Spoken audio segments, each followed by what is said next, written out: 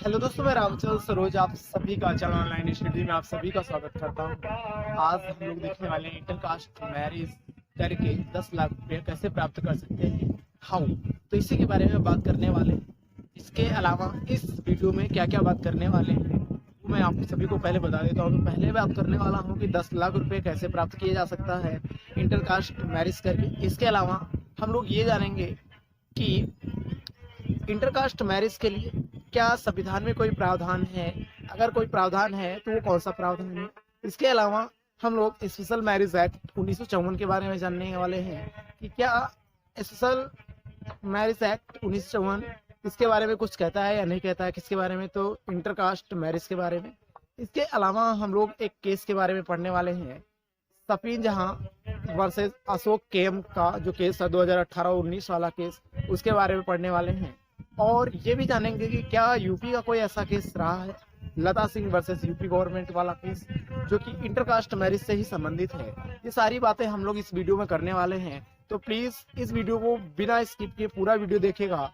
ये वीडियो किस किस को हेल्प करने वाला है, तो जो बच्चे और जो मेरे भाई, जो मेरे दोस्त यूपीएससी, यूपीपीएससी, इसके अलावा वो सारे एग्जाम जिसमें मेंस लिखा जाता है और साथ साथ में करंट अफेयर पूछा जाता है, वो उसके लिए इम्पोर्टेंट वीडियो हो सकता है। क्योंकि ये करंट अफेयर का क्वेश्चन है हाल ही का कि इंटरकास्ट मैरिज के लिए एक स्कीम आई है, उस स्कीम के बारे में भी में बात करने वाले हैं। और वो स्कीम के ही तहत पैसा दिया जाएगा 10 लाख रुपया। तो जानना शुरू करते हैं कि 10 लाख रुपए कैसे प्राप्त किया जा सकता है इंटरकास्ट मैरिज करके और उसके क्या प्रावधान है। तो वीडियो को सर स्टार्ट करते हैं। तो इंटरकास्ट मैरिज करके 10 लाख रुपए प्राप्त करना, इसकी शुरुआत 2006 में एक स्कीम आती है राजस्थान गवर्नमेंट के द्वारा। उस स्कीम का नाम है doctor Savitaben Ambedkar intercaste marriage scheme. नाम क्या है, तो स्कीम का नाम करंट अफेयर के पॉइंट ऑफ व्यू से काफी इंपॉर्टेंट है। योजना का नाम है doctor Savitaben Ambedkar intercaste marriage scheme. ये स्कीम कहाँ की है, तो याद रखना राजस्थान गवर्नमेंट की है। 2006 में ये स्कीम आई थी। 2006 में जब ये स्कीम आई थी, तब इस स्कीम के तहत जो लोग इंटरकास्ट मैरिज करते थे उनको 50,000 रुपया दिया जाता था। कितना रुपया दिया जाता था, 50 रुपया दिया जाता था। लेकिन इसी स्कीम में जब 2013 में संशोधन करके इस स्कीम के तहत जो लोग इंटरकास्ट मैरिज करते थे उसको 50,000 से बढ़ा करके ये धनराशि 5 लाख कर दी गई। कितनी कर दी गई, 50,000 से कितनी कर दी, 5 लाख कर दी गई। लेकिन हाल ही में अभी मार्च 2023 में राजस्थान गवर्नमेंट का 2023 और 24 का जो बजट आया है, उस बजट में इस स्कीम यानी डॉक्टर सविताबेन अम्बेडकर जो इंटरकास्ट मैरिज स्कीम थी, पे जो 5 लाख का प्रावधान था, इसको वहाँ के सीएम ने बढ़ा करके कितना कर दिया, 10 लाख रुपया कर दिया कि अब अगर कोई इंटरकास्ट मैरिज करेगा तो उसको 5 लाख रुपए ना दे करके उसको 10 लाख रुपया दिया जाएगा। अब बात आती है ऐसा किसने किया है, राजस्थान गवर्नमेंट ने किया है। वहाँ के सीएम कौन है, तो आप सभी को मालूम होगा, अशोक गहलोत। कांग्रेस की गवर्नमेंट है। आप लोगों को कमेंट बॉक्स में कमेंट करके बताना है कि राजस्थान का राज्यपाल कौन है, राजस्थान का राज्यपाल कौन है और राजस्थान का हाईकोर्ट कहाँ पे स्टैब्लिश है, ये सभी आप सबको बताना है। अब टॉपिक पे वापस आते हैं कि गवर्नमेंट ने तो ये कह दिया कि भाई साहब इंटरकास्ट मैरिज जो करेगा उसको 10 लाख रुपए दिया जाएगा। क्या ये सभी के लिए, पूरे इंडिया के रहने वाले हैं, इंडियन सिटीजन्स के लिए नहीं, केवल उन सभी के लिए है जो राजस्थान में रहते हैं। राजस्थान में रहने से नहीं होगा, उनका कुछ शर्तें हैं, वो सारी शर्तों को जो पूरा करेगा उसी को इस योजना का लाभ मिलेगा। अब वो शर्तें कौन कौन सी हैं राजस्थान गवर्नमेंट की या डॉक्टर सविताबेन इंटरकास्ट मैरिज जो स्कीम है उसकी जो शर्तें हैं वो कौन कौन सी हैं।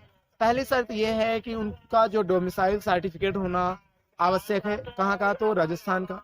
डोमिसाइल कहाँ का होना चाहिए, राजस्थान गवर्नमेंट का होना चाहिए। इसके अलावा जाति प्रमाण पत्र होना चाहिए उनके पास, और जाति प्रमाण पत्र होना चाहिए। जाति प्रमाण पत्र इसलिए होना चाहिए क्योंकि ये केवल स्पेसिफिक हिंदू रिलीजन के लिए ही है, क्योंकि इसमें बताया गया कि जो हस्बैंड एंड वाइफ होगा हिंदू का ही होना चाहिए, हिंदू धर्म का ही होना चाहिए। अदर किसी कम्युनिटी के लिए ये स्कीम नहीं लागू है, केवल हिंदू कम्युनिटी के लिए लागू है। तो याद रखिएगा, आपको हिंदू कम्युनिटी का होना बहुत जरूरी है। इसके साथ साथ इसमें बताया गया है कि इस योजना का लाभ शादी होने के 1 साल के अंदर अगर आप अप्लाई करते हैं तभी आप इस योजना के लिए लाभार्थी माने जाएंगे, अदरवाइज नहीं माने जाएंगे। और इसमें एक शर्त और भी रखी गई है कि यदि आप शादी कर रहे हैं तो हस्बैंड और वाइफ की जो एनुअली यानी वार्षिक जो आय होनी चाहिए वो 2.5 लाख से कम होनी चाहिए, 2.5 लाख से कम होनी ही चाहिए, तभी आपको इस योजना का लाभ मिलेगा। आपको 10 लाख रुपया मिलेगा इंटरकास्ट मैरिज करके। यदि आपका 2.5 लाख से ज्यादा एनुअली इनकम है तो आपको इस योजना का लाभ नहीं मिलेगा, ये भी आप जान लीजिए। इसके अलावा अगली शर्त ये रखी गई है राजस्थान गवर्नमेंट के द्वारा इस स्कीम के तहत कि जो हस्बैंड वाइफ होगा वो दोनों की जो आयु होगी वो 35 साल से नीचे होनी चाहिए, 35 साल से कम होनी चाहिए। ये है पूरी स्कीम राजस्थान गवर्नमेंट की। स्कीम का नाम क्या है? Doctor Savitaben Ambedkar intercaste marriage scheme.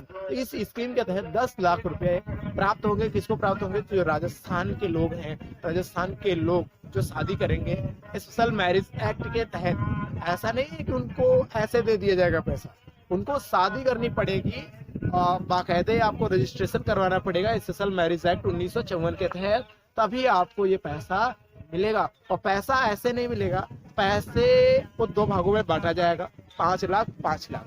पहला जो 5 लाख होगा वो हस्बैंड और वाइफ का एक ज्वाइंट खाता खुलवाना होगा। उस ज्वाइंट खाते में 5 लाख का अमाउंट जो होगा वो भेज दिया जाएगा। उसके अलावा जो 5 लाख का अमाउंट होगा, जो शेष बचा हुआ होगा, उसको एफडी करा दिया जाएगा उसी ज्वाइंट खाते में। यानी 5 लाख आपको पहले दे दिया जाएगा, उसके बाद जो 5 लाख का अमाउंट होगा वो 5 लाख का अमाउंट आपको एफडी कर दिया जाएगा। इस तरह से आप 5 लाख रुपया और 5 लाख रुपया बाद कुल मिला के आप 10 लाख रुपया प्राप्त कर सकते हैं इंटरकास्ट मैरिज करके, यदि आप राजस्थान के रहने वाले हैं। अब बात कर लेते हैं कि जो बाहर के रहने वाले हैं उनके लिए ऐसा कुछ है या नहीं है, उसके बारे में जानने का प्रयास करते हैं।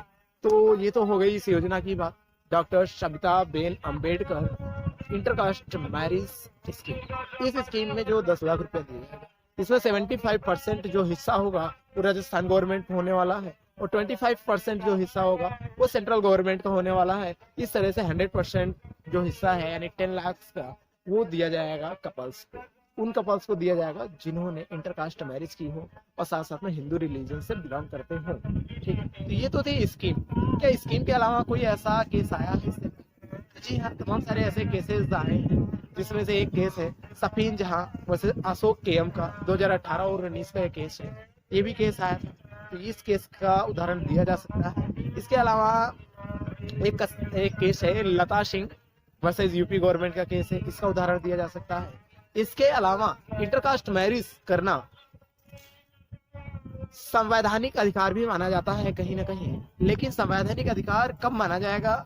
जब लड़की की आयु 18 वर्ष होनी चाहिए और लड़के की आयु जो होनी चाहिए वो 21 वर्ष होनी चाहिए। यानी लड़के की आयु अगर 21 वर्ष है और लड़की की आयु अगर 18 वर्ष है और दोनों अगर स्पेशल मैरिज एक्ट 1954 के तहत शादी कर लेते हैं, पंजीकृत शादी कर लेते हैं, तो उनको कोई अलग नहीं कर सकता है। ऐसा कौन सा आर्टिकल हमें ये अधिकार देता है? तो हमारा मूल अधिकार ये राइट देता है आर्टिकल 21। और आर्टिकल 21 ये कहता है कि उसका एक क्लॉज है, वो ये कहता है कि अगर कोई महिला किसी व्यक्ति को पसंद कर लेती है और उसके साथ शादी कर लेती है तो उसका संवैधानिक अधिकार है, उसका एक मूल अधिकार है, तो आर्टिकल 21 कहता है। तो आर्टिकल 21 के तहत शादी की जा सकती है, बट आयु होनी चाहिए लड़की की 18 वर्ष और पुरुष यानी व्यक्ति की आयु कितनी होनी चाहिए? 21 वर्ष होना बहुत जरूरी है और उनको लीगल शादी करनी पड़ेगी स्पेशल मैरिज एक्ट के तहत। ये तो हो गया संवैधानिक। इसके अलावा क्या इतिहास में ऐसा कुछ मिलता है? तो इतिहास की अगर बात करें तो इतिहास में 8 प्रकार के विवाह बताए गए। आप सभी ने पढ़ा होगा मनुस्मृति के बारे में। तो मनुस्मृति में बताया गया 8 प्रकार के विवाह। मनुस्मृति के बारे में बात करें तो मनुस्मृति सबसे पुराना एक कानूनी ग्रंथ जो कि शुंग वंश के समय में लिखा गया और इसको लिखने वाले जो व्यक्ति हैं उनका नाम है मनु। तो मनु ने ये कानूनी ग्रंथ लिखा और पहला कानूनी ग्रंथ माना जाता है इस भारत का। ठीक है, तो मनुस्मृति में बताया गया कि जहाँ नारी निवास करती हैं वहाँ देवताओं का भी निवास होता है। इसके साथ बताया है कि महिलाओं को शादी करने के लिए जो महिलाओं की आयु होनी चाहिए 12 वर्ष होनी चाहिए मनुस्मृति में और पुरुषों की आयु होनी चाहिए 25 ईयर होनी चाहिए। लेकिन चलते हैं इस टॉपिक को, इससे हटते हैं। इसके अलावा 8 प्रकार के विवाहों में बात करते हैं। 8 प्रकार के कौन से विवाह हैं। तो हवा चल रही काफी ज्यादा, वीडियो शूट करते समय काफी ज्यादा चल रही है, तो कोई बात नहीं। अब नेचर भी है तो चलता रहता है नेचर का। बादल आपको दिखाई दे रहे होंगे। 8 प्रकार के विवाह। पहला है ब्रह्म विवाह।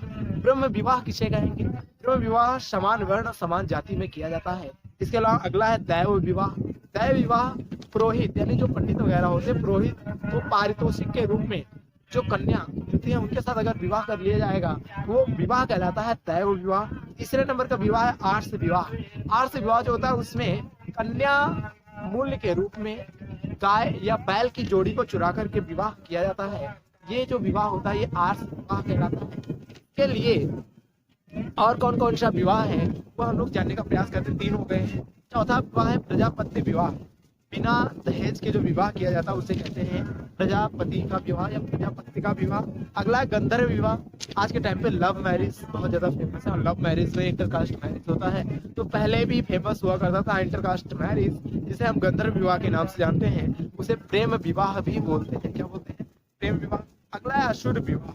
असुर विवाह में कन्या को खरीदकर विवाह किया जाता है। असुर विवाह में क्या किया जाता है? कन्या को खरीदकर विवाह किया जाता है। अगला विवाह है राक्षस विवाह।